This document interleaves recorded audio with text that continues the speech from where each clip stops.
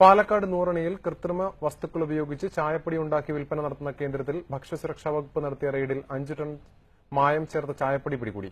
ചായപ്പൊടി വിൽപ്പന നടത്തിയ പാലക്കാട് സ്വദേശി മുഹമ്മദ് ഇക്ബാലിനെ കസ്റ്റഡിയിലെടുത്തു. സംസ്ഥാന വ്യാപകമായി മായം ചേർന്ന ചായപ്പൊടി വിതരണം നടത്തിയ സംഘത്തിലെ പ്രധാനിയാണ് പിടിയിലായ മുഹമ്മദ് ഇക്ബാൽ.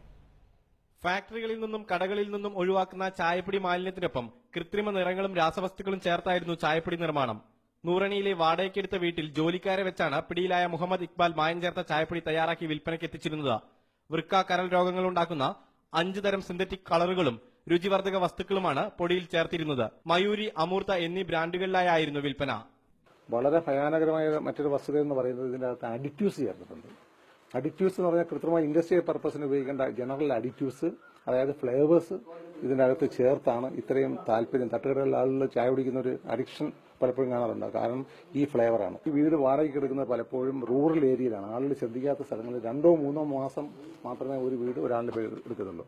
1 കിലോഗ്രാമിന് 220 രൂപ തോതിലായിരുന്നു വിൽപ്പന. തിരുവനന്തപുരത്തെ ചായക്കടയിൽ നിന്നും ലഭിച്ച ചായയ്ക്ക് രുചിവ്യത്യാസം തോന്നിയ ഭക്ഷ്യസുരക്ഷാ വകുപ്പ് ഉദ്യോഗസ്ഥർ നടത്തിയ അന്വേഷണമാണ് പാലക്കാട്ടെ നിർമ്മാണ കേന്ദ്രത്തിലേക്ക് എത്തിച്ചത്.